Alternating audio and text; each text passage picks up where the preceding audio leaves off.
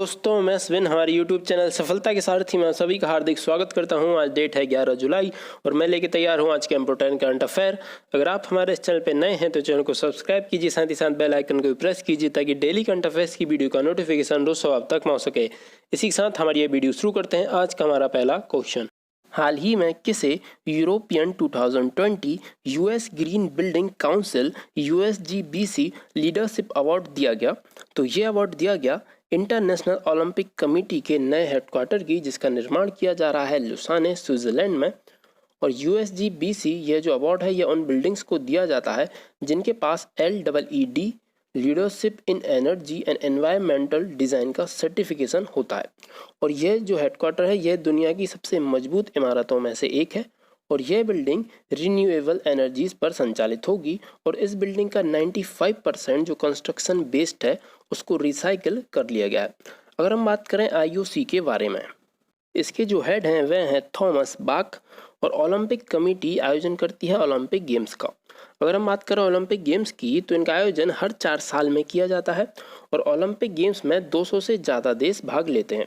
सर्वप्रथम इनका आयोजन किया गया था 1896 में ग्रीस की राजधानी एथेंस में।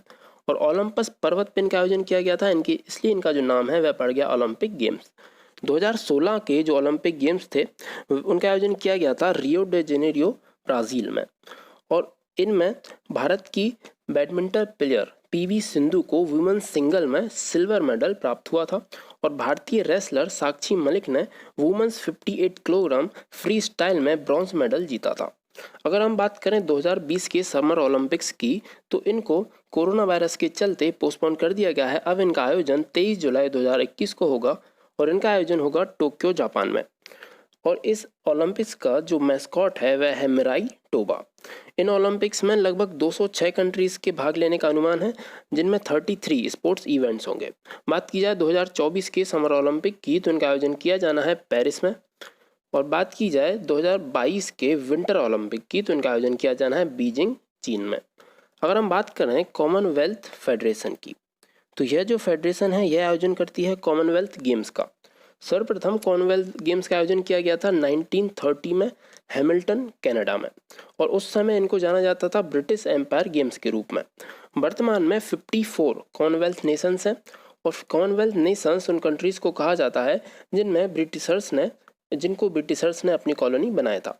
2018 में जो कॉमनवेल्थ गेम का आयोजन हुआ था वह हुआ था गोल्ड कोस्ट, ऑस्ट्रेलिया में। और 2022 में इनका आयोजन किया जाना है बर्मिंघम, इंग्लैंड में। अगर हम बात करें एशियन गेम फेडरेशन की, Asian game federation regulatory body है एशियन गेम्स की, तो यह एशियन गेम्स का आयोजन करती है।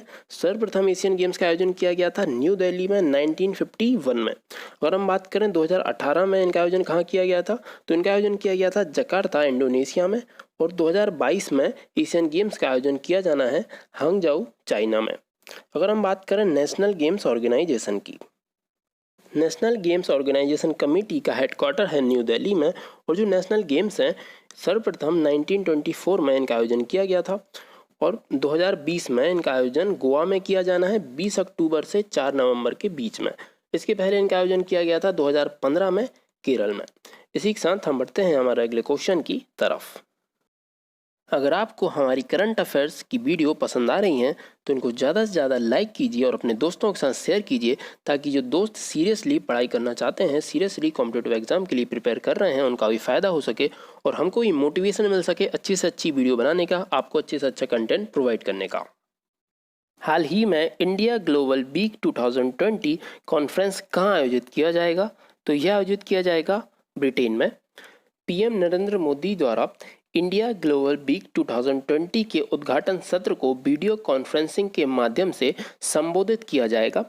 और यह कॉन्फ्रेंस ब्रिटेन में 3 दिनों तक आयोजित की जाएगी। इसकी जिस बार की थीम है वह है we the revival, India and a better new world.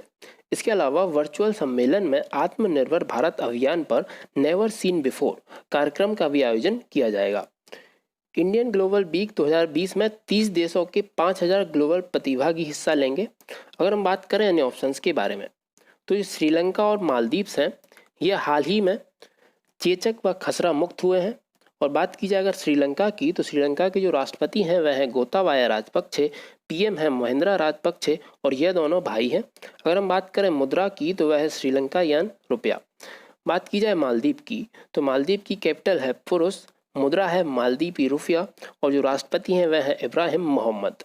बात की जाए फ्रांस की तो हाल ही में जीन कास्टेक्स को फ्रांस के प्रधानमंत्री के रूप में नियुक्त किया गया और फ्रांस की जो कैपिटल है वह है पेरिस और पेरिस है सीन नदी के किनारे और जो करेंसी है वह है यूरो।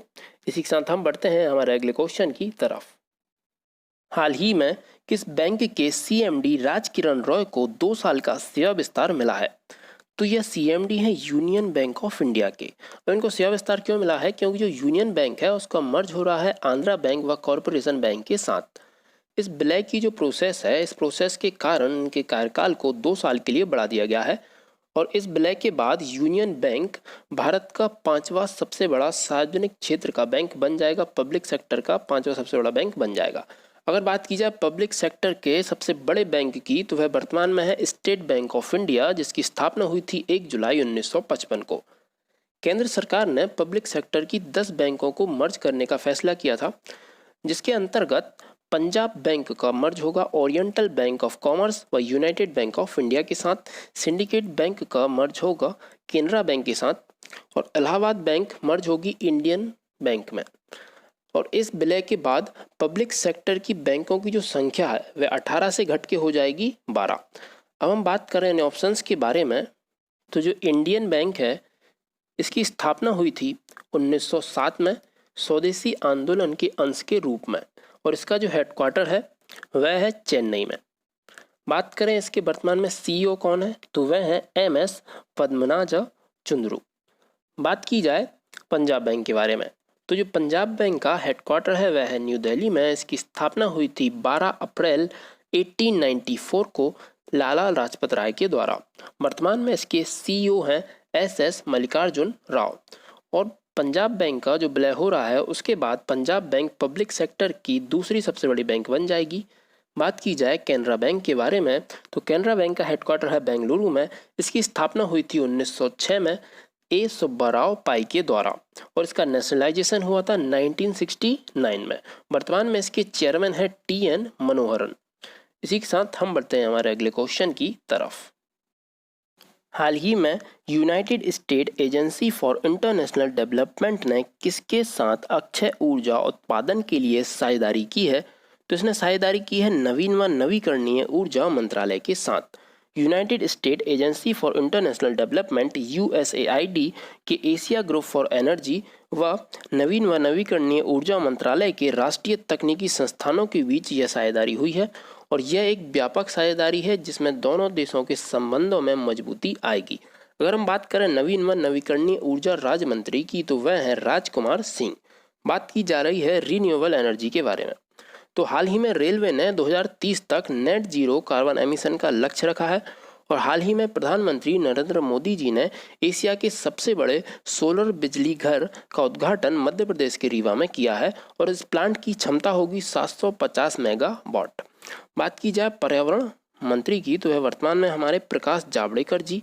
जल शक्ति मंत्री की अगर बात की जाए तो वह है गजेंद्र सिंह शेखावत।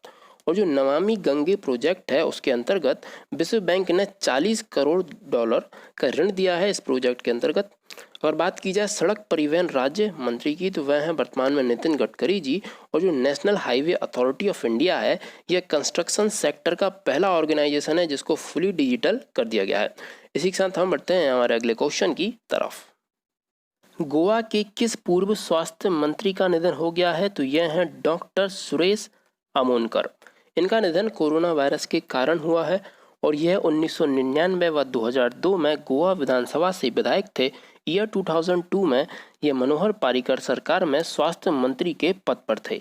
अगर हम बात करें गोवा की तो गोवा में वुमेन्स एंटरप्रेन्योर्स के लिए यशस्विनी योजना की शुरुआत की गई है एवं स्वास्थ्य सखी जो प्रोजेक्ट है वह भी गोवा में शुरू किया गया है।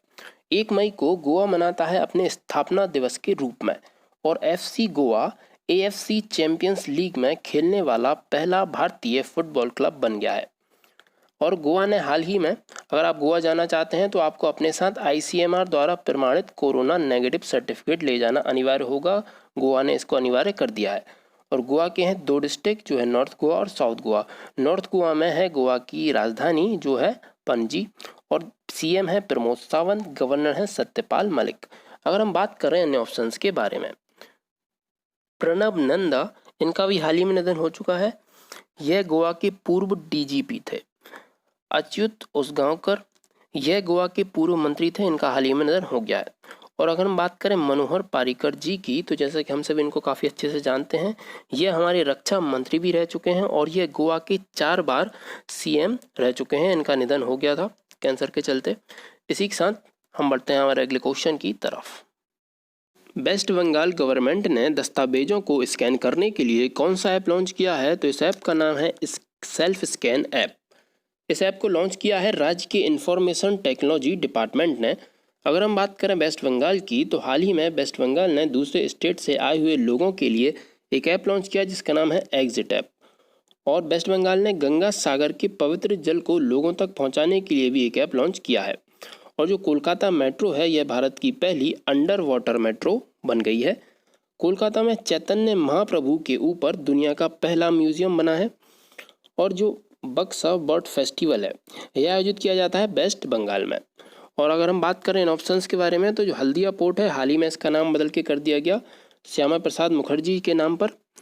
और जो कर्मभूमि पोर्टल है, यह जो पोर्टल है, यह वेस्ट बंगाल सरकार ने हाल ही में इस पोर्टल को लॉन्च किया है।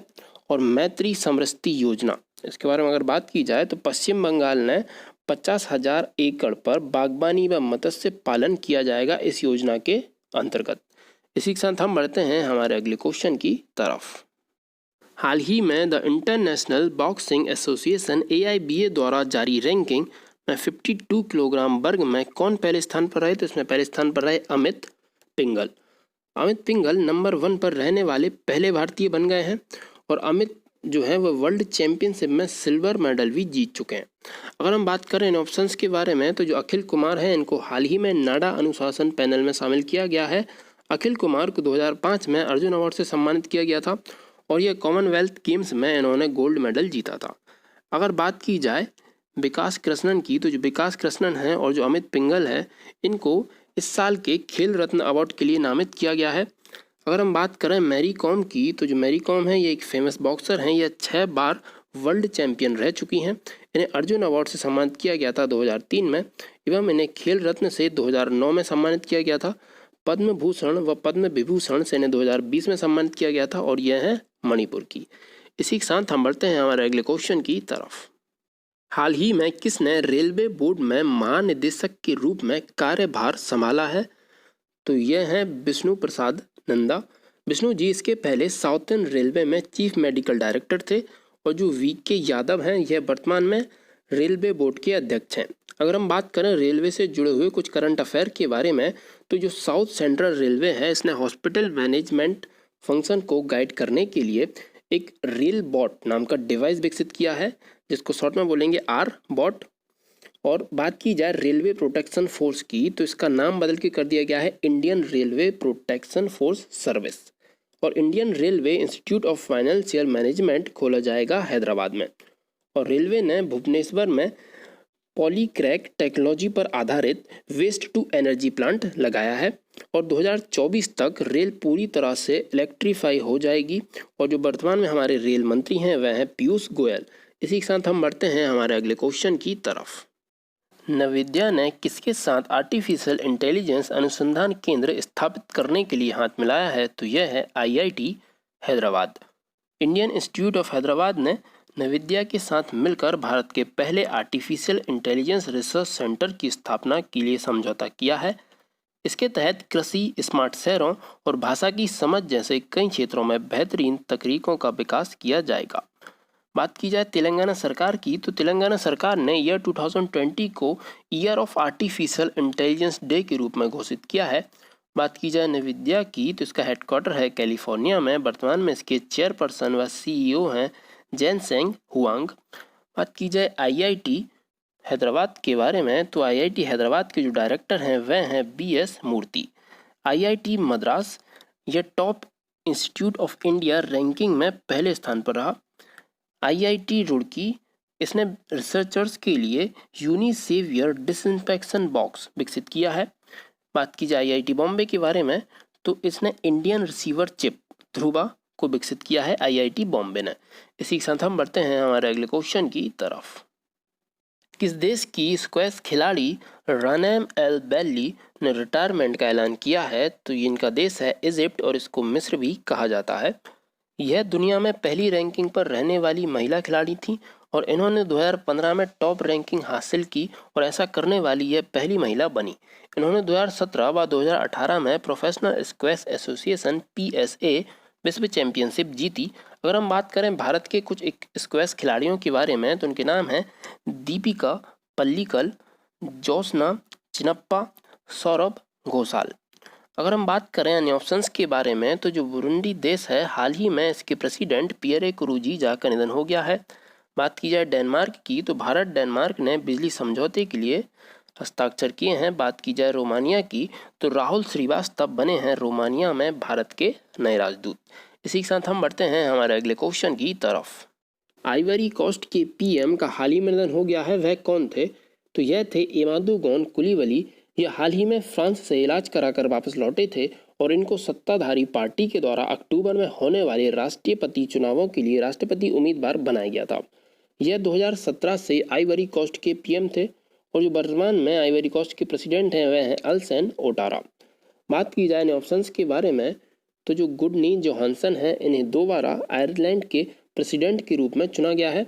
लाजर चकबेरा बने हैं मालावी के प्रेसिडेंट मलावी। बात की जाए माइकल मार्टिन की तो माइकल मार्टिन हाल ही में आयरलैंड के नए PM के रूप में नियुक्त किए गए हैं। जीन कास्टेक्स, इन्हें फ्रांस के नए प्रधानमंत्री के रूप में चुना गया है। इसी के साथ हम बढ़ते हैं हमारे अगले क्वेश्चन की तरफ। RBI द्वारा जारी आंकड़ों के अनुसार निम्न में से कौन सा राज्य बाजार कर्ज के मामलों में शीर्ष स्थान पर पहुंच गया है? तो इसमें शीर्ष स्थान पर पहुंच गया है Tamil Nadu. Reserve bank of India के जारी आंकड़ों के अनुसार 2020-21 में तो जो तमिलनाडु सरकार है वह 30,500 करोड़ रुपए उसने जुटाए हैं, जिसके साथ तमिलनाडु जो है वह बाजार कर्ज मामले में जो राज्य हैं उनमें शीर्ष स्थान पर पहुंच गया है। तमिलनाडु के पास उधार लिया गया 17% हिस्सा है। अगर हम बात करें तमिलनाडु की तो हाल ही में कावेरी डेल्टा को स्पेशल प्रोटेक्शन एग्रीकल्चर जोन घोषित किया है तमिलनाडु ने, और तमिलनाडु ने कावालन SOS पुलिस ऐप भी लॉन्च किया है। और 38वां जिला जो बना है तमिलनाडु का उसका नाम है मयिलादुथुरई। और बात की जाए तमिलनाडु के गवर्नर की तो वह है बनवारी लाल पुरोहित। CM है के पलनीस्वामी।